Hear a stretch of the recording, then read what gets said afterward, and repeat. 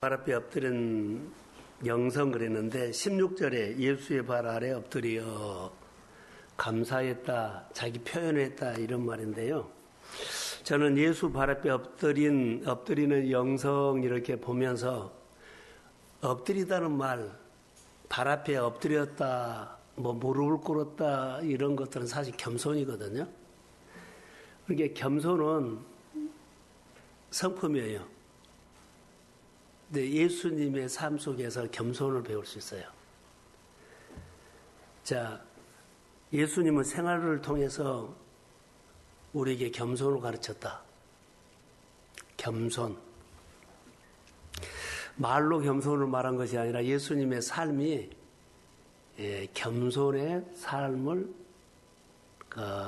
가르쳤다 해요.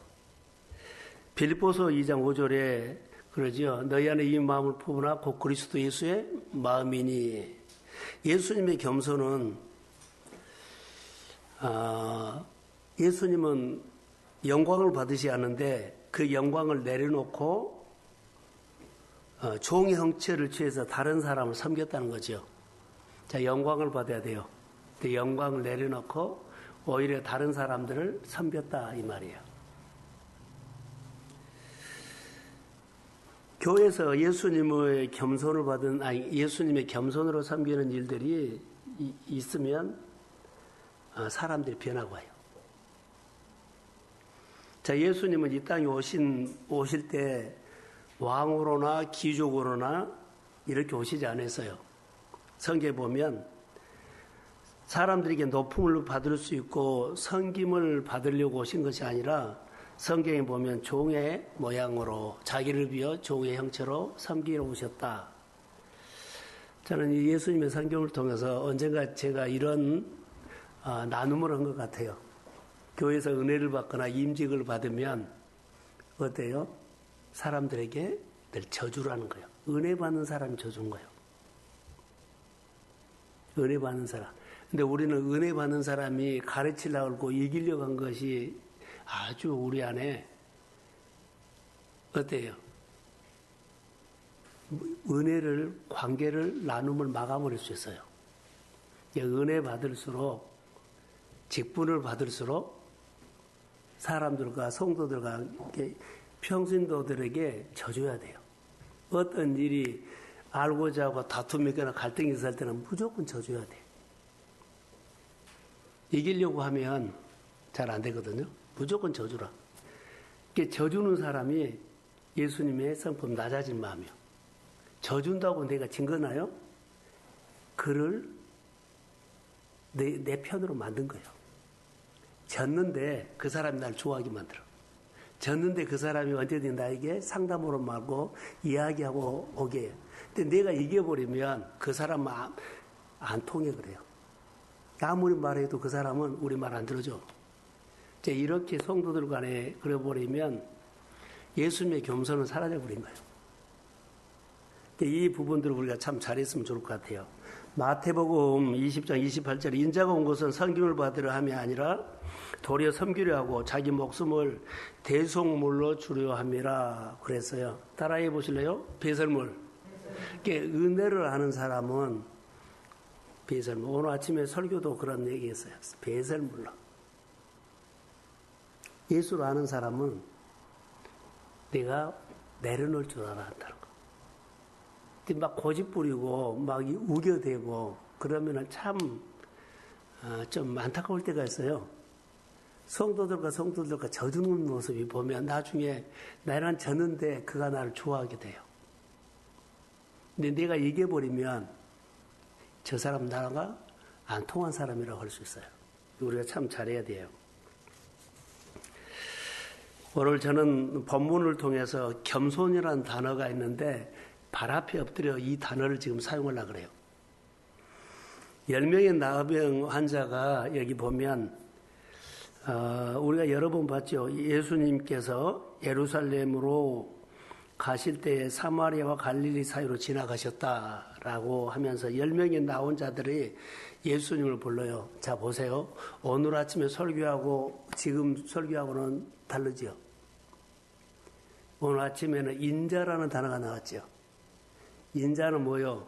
예수님 하나님의 아들로 안 보는 거예요. 변화산에서 예수님이 베드로와 요한과 야고보를 데리고 변화산에 올라가는데 예수님이 얼굴이 광채가 났고 옷이 휘어졌죠.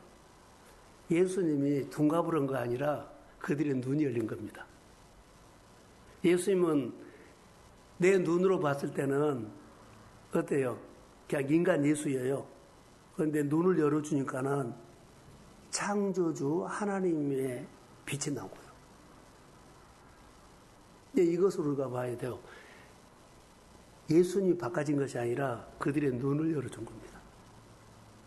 그래서 눈을 열어주니까 그들이 여기가 초막셋을 짓고 막 그런 얘기를 하죠. 모세도 보이고 엘리야도 보였죠. 선지자요. 그러면 인자라는 단어는 예수를 선생으로 보고 랍비로 보고 선지자 중에 한 사람으로 보면 어때요? 인간이에요. 한계가 있다는 거. 그런데 예수를 하나님의 아들로 봐라고 그렇게 했는데 그들이 못 봐. 하나님의 아들로 보여줬는데 하나님이 역사했는데요. 여기가 집을 짓고 초막셋을 짓고 그러니까 현실 안주로 하지 말라는 거. 그런데 너희들은 하늘에서 음성이 들리죠. 아버지가 이는 내 사랑하는 아들이다 그래요. 예수를 하나님의 아들로 봐야 돼요. 인자로 보면 안 돼요. 우리가 다 예수님을 인자로 보는 거예요. 본문에도 그 말이에요. 인자로 보면 기도해도 소용없어요. 바리새인들이나 서기관들이 예수님의 고향 땅에 가서도 예수를 누구 형제지 않느냐 인간으로 봤어요. 하나님의 아들로 믿으십시오. 하나님의 아들로 예수를 하나님의 아들로 경배하십시오. 예수님은 하나님의 아들로 고백하십시오. 그래야만 내 병을 치료하고 내 문제가 구원자로 오신다는 거. 교회가 아주 중요한데 너무 중요합니다. 새벽 설교에 그랬죠. 한 사람 한 사람 우리가 하나님이 불렀거든요. 자녀 삼았어요. 여러분들을 위해서 교회가 세워졌고 목회자를 하나님이 나라를 위해서 보내준 목회자라고 해야 돼. 이렇게 안 하면 똑같이 예배드리고 똑같이 기도하니까는 너 기도하냐 나도 기도한다. 너 말씀 듣냐 나도 받는다. 이렇게 가버리면 안 돼요. 인간 짓으로 본 거예요. 나 같은 자를 내 가정을 위해서 내 자녀를 위해서 내 사업을 위해서 하나님이 보낸 목회자입니다. 이렇게 해야만 내 눈이 강단에서 선포한 것들이요. 하나님이 강단을 통해서 예수님이 나에게 말합니다. 이렇게 받아야만 은혜가 되기 시작해. 이제 그렇게 안 받으면 말씀을 명령으로 받지 않고 말씀을 교훈으로 받아. 깨달았는데 시간 되면 하고 시간 안 되면 안 해도 돼. 근데 명령으로 받으면 해야 돼요. 그래서 아멘하고 순종이라는 겁니다. 오늘 여기서 보시면 특징이 있어요. 예수 선생이라 그랬죠. 인자로 본 겁니다. 예수 선생, 선지자, 이것은요, 하나님의 아들로 보지 않고 뭘로 봐요? 인간 예수. 능력 있는 사람, 은사가 있는 사람, 좀 힘 있는 사람, 돈이 있으면 뭔 일을 풀 수 있는 사람, 이렇게 봐버린 거예요. 인간 예수로 본 거예요. 그래서 예수 선생님이라고 크게 부르면서 예수 선생님 우리를 불쌍히 여기소서 하고 늘 그러거든요. 그런데 처음에 모르는 사람은 예수를 모를 때는요, 이렇게 말할 수 있어요. 그런데 그 이후의 단어가 불쌍히 여기다는 거. 선생이 되거나 선지자들은요, 나를 불쌍히 여기다 말을 하지 않아요. 뭐라고 한 줄 아세요? 자기 힘을 말해. 여기서 예수님께서 말한 것은 말로만 한 것이 아니라 생각으로 한 것이 아니라 그들은 예수를 제대로 몰랐지만 예수 선생님 날 불쌍히 여겨달라는 그들의 고백이 있었다는 거. 그래서 예수님께서 14절에 보세요. 보시고 이르시되 가서 제사장들에게 너희 몸을 보이라 하셨다니 그래요. 자, 불쌍히 여겼으니까 우리를 불쌍히 여겨 주십시오. 이 단어가 예수님께서 나병을 치료로 받으면 제사장들에게 가서 몸을 보여서 이 사람이 나섰다는 확증해야 돼요. 근데 예수님이 병 낫지도 않은 사람에게 보낸 거예요. 없는 것을 있는 것처럼, 고치지 않았는데 고친 것처럼 보낸 거예요. 이게 우리가 이것을 아주 잘 믿음으로 내 생활에 적용해야 돼요. 예수님이 제자들에게 갈 것 없다 너희들이 베세다 가서 먹을 것을 주라 그랬잖아요. 없어요. 여기도 보세요. 고치도 안 했는데 제사장에 가서 보이라고 한 거예요. 이게 병 나은 것처럼 말하고 떡이 준비된 것처럼 말하고 손 마른 사람이 손을 펴란 것도 고쳐진 것으로 손을 펴라고 말한 거예요. 이게 믿음이에요. 이렇게 말할 수 있는 분이요 하나님 뿐이에요. 할렐루야. 그러니까 이런 언어를 잘 해야 돼요. 예수를 하나님 아들로 믿으십시오. 그리고 이렇게 선포하세요. 근데 인간 예수로 알고 선포하면 소용없어요. 내 자세가 그것을 결정합니다. 그것보다 본문에는 믿음이라고 해요. 예수님께서 제사장들에게 가서 너희 몸을 보이라 그랬죠. 그런데 치료도 안 받는데 그냥 명령을 해요. 그런데 그 말을 하면서 예수님이 함께 갑니다. 눈에는 안 보이는데 그 말을 하면서 예수님이 10명과 같이 가다가 치료를 해버려요. 하나님이 우리에게 말씀하시면 말만 하지 아니라 우리와 함께 하십니다. 내 말로 받으면 내 말씀이 나와 함께 한 거예요. 내 말을 하나님께서 나에게 주신 말씀으로 아멘 하십시오. 그러면 그 말씀이 나와 함께 해. 말씀은 하나님이요. 말씀은 예수님이요. 그 말씀 속에 능력이 있습니다. 말씀 속에 길이 있습니다. 말씀 속에 부유함이 있습니다.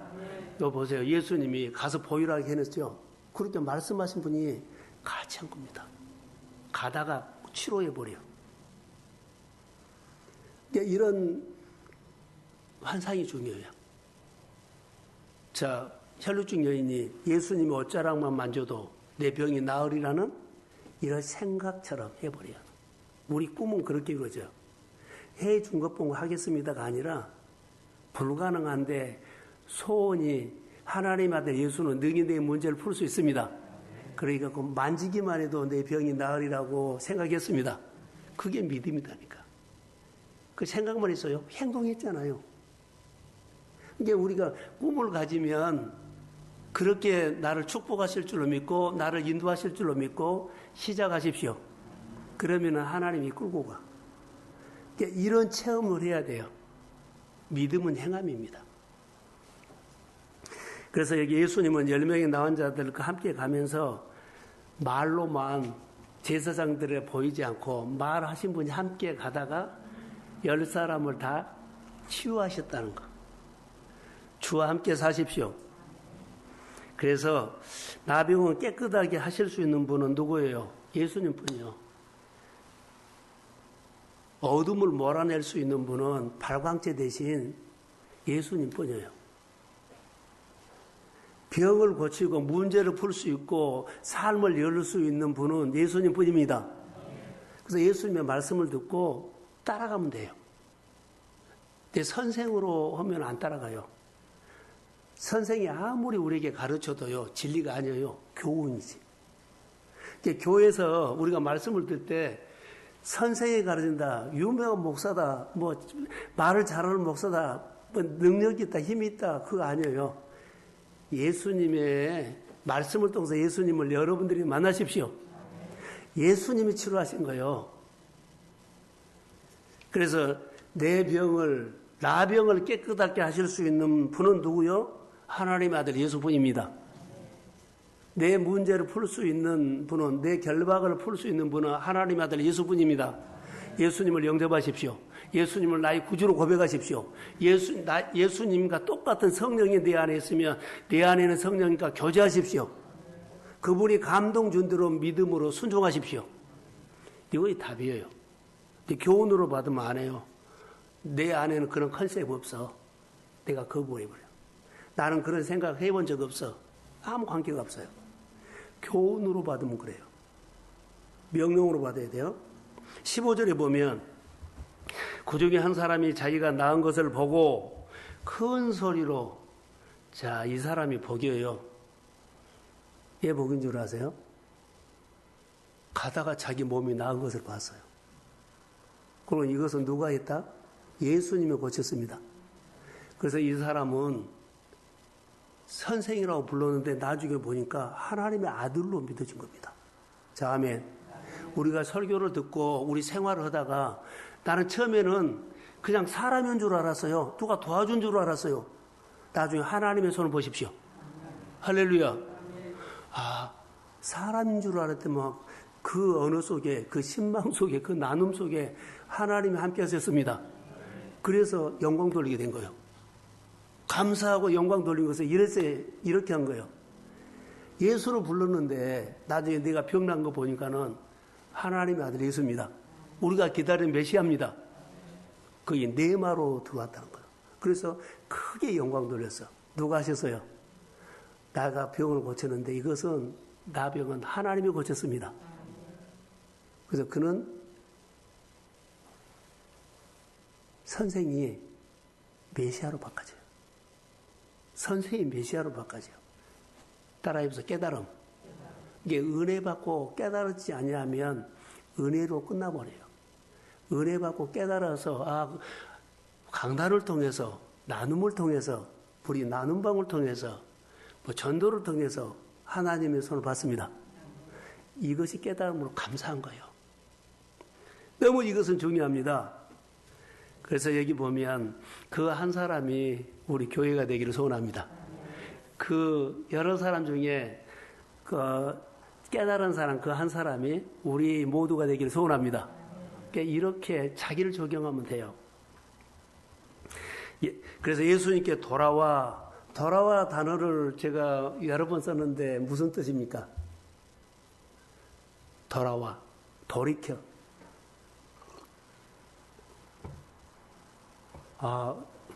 기억 안 나세요? 부흥. 돌이키다는 것은 탕자가 아버지 집을 생각했죠. 돌아왔죠. 그게 부흥이에요.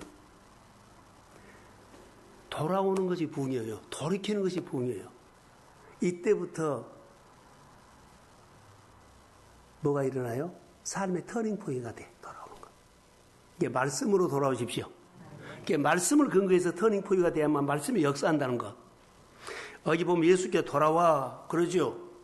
그가 터닝포인트가 돼서 이때부터 그는 회복이 시작되고 부흥이 시작되고 결박이 부는 시작되고 예 소원이 이루어지기를 시작합니다. 그가 나병에 결박이 풀어져요. 이때부터. 그리고 하나님 앞에 이제부터 복이 시작된다는 거. 근데 보세요. 9명도 병 나은 것은 사실이에요. 병을 나았는데 예수님께 돌아오지 않았죠. 만약입니다. 예수님께 10사람이 다 돌아왔어요. 그런데 무릎을 꿇은 사람과 무릎을 꿇지 않은 사람이 있어요. 자, 예수님께 돌아와서 예수님 나 병 고쳤습니다. 감사합니다. 돌아왔는데 무릎 꿇고 돌아온 사람이 있고 무릎을 꿇지 않고 돌아온 사람. 돌아와서 무릎을 꿇지 않은 사람이 있어요. 그 사람은 고쳤냐? 나만 고친 거 아니라 다 고쳤잖아. 이렇게 돌려오는 사람.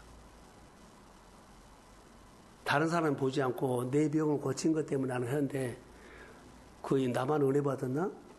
여러 사람 받을 때 그중에 나도 받아서 이렇게 작게 여겨버리면 안 된다는 거. 그러니까 무릎을 꿇지 않아요. 여러분 돌아와서 예수의 발 앞에 엎드리지 않는 사람도 있고 돌아와서 예수의 발 앞에 엎드린 사람이 있어요. 자, 복을 받았어요. 하나님의 은혜를 받았어요. 우리가 뭐 좋은 일이 있어요? 그러는데 하나님 앞에 돌아온 것은 사실인데 돌아와서 무릎을 꿇지 않고 나 봐라. 이런 일이 있었다 이렇게 해버린 사람이 있어. 돌아와서 나를 불쌍히 여겨 주십시오. 이거 고백해야 돼. 돌아와 예수의 발 앞에 엎드려서 이 태도가 복을 받는 거예요. 돌아와서 엎드린 사람 예수님이 하나님의 아들로 믿는 사람입니다. 돌아왔는데 하나님의 아들로 믿지 않고 그래 나 이런 힘이 있잖아. 이렇게 할 수 있어요. 잘 구분하셔야 돼요. 자, 10사람이 예수님께 고침을 받았다. 이것은 중요한데 그러나 기도 응답이 믿음을 보장하지 않습니다. 기도 응답 받았는데 그 사람이 믿음을 보장하지 않아요. 영적인 체험이라든가 축복받는 체험이라든가 생활의 체험이 있는데 이 체험이 내 믿음을 보장하지 않는다는 거. 믿음은 예수님이 하나님의 아들로 믿는 것이 내 믿음입니다. 체험하고 장사도 잘하고 잘하고 다 체험이 있어요. 잘된 것이 내 믿음을 대변해 준 거 아니다는 거. 많은 지식을 얻고 성경을 백독을 하고 교회 일을 많이 하고 그것이 믿음을 보장해 주지 않습니다. 믿음은 예수님이 하나님의 아들입니다. 이것이 믿음이 보장인 거예요. 이 일을 많이 하고 일을 적게 하면 관계가 없고 여하튼 예수는 하나님의 아들입니다. 이거 믿음. 그리고 예수님이 하나님의 아들이고 나를 구원하시 구주입니다. 그분이 나를 위해서 십자가에 죽으셨고 그분의 고난에 이 사순절에 내가 동참합니다. 이게 믿음이라는 거. 그분을 아는 사람은 무릎을 꿇을 줄 알아. 예하는 사람. 마음을 낮출 줄 아는 사람. 사람들에게 져줄 줄 아는 사람. 사람들에게 져줄 수 있는 사람. 우리는 지지 않지 않아요. 져줄 수 있는 사람. 예수 앞에 무릎 꿇는 사람은 이것저것 따지지 않아요. 가장 중요한 것이요. 여러분 대화할 때 대화 잘 하셔야 돼. 이 말하면 저 말하면 안 돼. 성도들과 대화하는 가운데 늘 답답할 때가 있어. 이렇게 대화를 끌어가는데 그런 답을 줘버리면 더 이상 말을 못해. 나는 그분에게 답을 얻으려고 한 거지. 답은 하나님이 줘요. 근데 답을 이렇게 딱 결정해 줘 버리면 대화가 안 되는 거예요. 내 안에 그런 율법이 있다는 거. 이거 허물어져야 돼요. 여러분 대화할 때 답을 줘버린 사람 보세요. 나는 답을 구한 거 아니고 뭐라 그래요? 대화로 원했어요. 대화. 여러분 상사나 사업할 때 보세요. 답을 준 사람은 더 이상 말을 할 필요가 없어. 말을 끊어버린 거예요. 대화. 자기 안에 이런 뭐라고요? 율법이 있다. 이거 허물어져야 돼요. 바리새인들이 가면은요, 그들이 가지고 있는 많은 율법이죠. 율법으로 답을 줘버려요. 그렇기 때문에 예수님에게는 항상 그들과 대화가 안 됐어요. 하나님의 나라는 대화입니다. 이거 잘 아셔야 돼요. 믿음은 예수님이 하나님의 아들로 믿고 경배하고 교제하고 친해지고 인정하는 겁니다. 누가 말하면 그것을 받아들이고 공감해 주면서 거기에 대한 답을 해줘야 합니다. 근데 거기에 대한 대답을 하지 않고 말하지 않고 자기가 답을 줘버리면 볼락하는 데 돼버려요. 그게 예수를 만나고 예수님과 교제하는데 큰 장애물입니다. 바리새인들이 바리새인 줄 알아서 자기 안에 틀이 있다는 거예요. 답이 가고 있다는 거예요. 그런데 대우가 안 된 거예요. 하나님의 나라에 대해서. 자, 다시 이제 정리만 하고 기도하려고 합니다. 성경에 보면 예수님의 발 앞에 엎드려 사람들이 공통점이 있어요. 예수님의 은혜를 받는 사람. 예수님을 하나님의 아들로 믿는 사람들의 공통점은 다 예수님의 발 앞에 엎드려서 나를 불쌍히 여겨달라는 고백이에요. 하나님 꼭 응답해 주세요가 아니에요. 응답은 두 번째 주고 그분을 알려고 주님이 나에게 오셔야 한다. 날 불쌍히 여겨달라는 이 고백이에요. 하나님 기도 응답 받은 것보다 더 중요한 것은 예수님에게 뭐요? 무릎을 꿇고 날 불쌍히 여겨달라는 거. 이것이 중요한 거예요. 하나님 나 이런 문제가 있는데 이거 응답해 주세요. 역사해 주세요. 이것 아니고 예수님께 나가서 기도는 하되 날 불쌍히 여겨 주십시오. 하나님의 은혜를 받아야만 그 문제 해결됩니다. 하나님 내가 이거 하는데 조금만 도와주시면 할 것 같아요. 이것 아니다니까. 근데 우리는 내가 하고 있는데 주님이 조금만 도와주시면 될 것 같아요. 이런 기도로 많이 해요. 내려놓으시고 예수님께 무릎을 꿇고 주님 이 사연도 이 사건도 주님이 주신 일이라면 나는 못합니다. 주님 나를 불쌍히 여겨주시고 내 믿음 없는 것을 도와주십시오. 내가 하는데 하나님이 나와 함께 이것을 풀어달라는 거예요.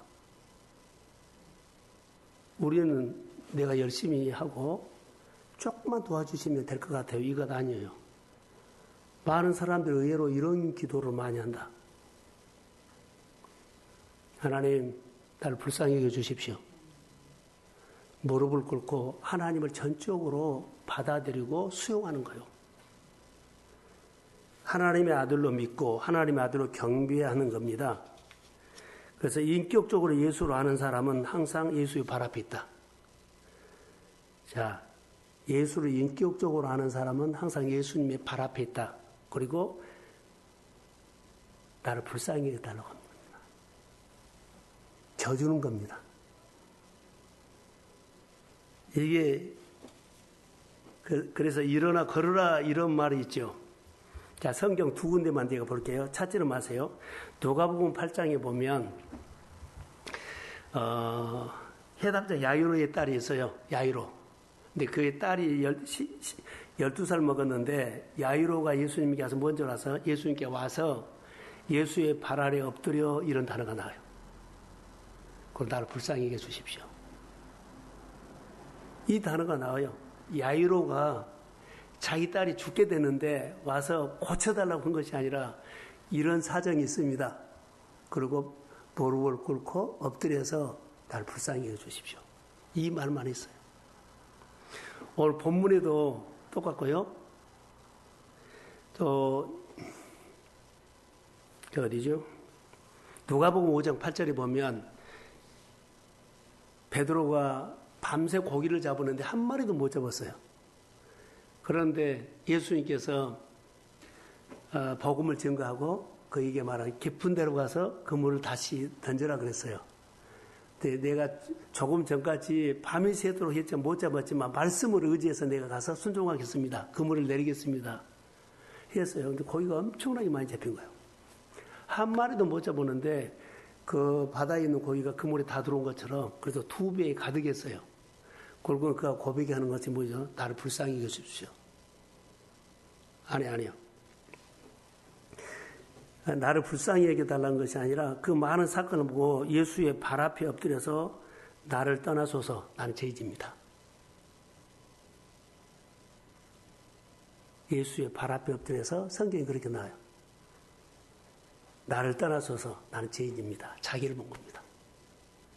항상 우리가 어떤 일을 할 때 내가 내 힘으로 가능하다 가능하지 않다 방법이라든가 힘을 찾지 말고 예수를 구하십시오. 예수님 날 불쌍히 여겨주십시오. 무릎을 꿇고 낮은 마음으로 예수님 날 불쌍히 여겨주십시오. 그러면 주의 손이 임할 줄로 믿습니다. 선생으로 보지 마세요. 선지적인 한 사람을 보지 마세요. 예수를 하나님의 아들로 믿으십시오. 그리고 예수님 날 불쌍히 여겨주시고 이 문제는 이런 일들은 예수님을 하나님의 아들로 믿으면 내가 발 아래에 엎드려 무릎을 꿇고 나를 불쌍히 여겨달라는 고백 속에 하나님의 만져주심이 하나님의 어루만짐이 있을 줄로 믿습니다. 그리고 우리 율법이 허물어져야만 하나님의 나라가 내 마음에 이루어져요. 내가 율법이 있는 한은 어디서 터질지를 몰라. 이것만 하세요. 자, 기도합니다. 하나님 아버지, 일어나 걸어가라, 일어나 가라 했던 말씀은 하나님께로 가라는 말입니다. 일어나 걸어가라는 것은 말씀을 듣고 움직이라는 메시지입니다. 말씀을 근거해서 움직이고 새로운 믿음의 삶이 시작되도록 성령이 도와주옵소서. 이 밤에 우리 한 사람 한 사람이 마음에 간절한 소원이 있는데 좀만 도와주시면 가능할 것 같습니다. 이런 방법이나 힘을 구하지 말고 예수 앞에 엎드려 예수님은 예수님은 하나님의 아들입니다. 무릎을 꿇고 나를 불쌍히 여겨 주십시오. 이 고백 있는 기도하는 밤이 되기를 소원합니다. 가정을 만져주십시오. 자녀들을 주 앞에 다시 돌아가게 하옵소서. 떠났던 재물들이 다시 나를 향해서 움직이게 하옵소서. 떠났던 마음들이 그리스도 앞에 화목과 회복 있게 하옵소서. 우리 몸에 배어있는 율법을 허물어지게 하시고 그리스도 안에서 말씀이 진리가 되게 하시고 진리가 내 영혼을 건지는 사건이 있기를 원하며 이 밤에 우리 권사님들에게 성령이 임할지어다. 이 밤에 안수 집사님과 우리 집사님과 성도들에게 하나님의 영이 충만하게 임할지어다. 무릎을 꿇고 나를 불쌍히 달라고 기도하는 밤이 될지어다. 사순절을 믿음으로 보내며 이 밤에 나를 이곳에 보내주신 것은 이 말씀을 나에게 듣게 하고 내 가정을 불쌍히 여겨주십시오. 나는 이 수준에서 벗어날 수가 없습니다. 나를 불쌍히 여시사 나를 통해서 주의 일을 하고 싶은데 부유함을 주시고 삶을 열어주시고 하나님의 나라가 이루어지도록 내 믿음을 통해서 아버지여 나를 도구로 사용하여 주옵소서. 믿음의 가정을 사용하여 주옵소서. 성령이 충만하게 하시고 마음에 하나님의 영이 임할지어다. 오늘 우리를 불쌍히 여겨주시고 주의 손이 어루만져 주시옵소서. 축복합니다. 예수님의 이름으로 기도합니다. 아멘.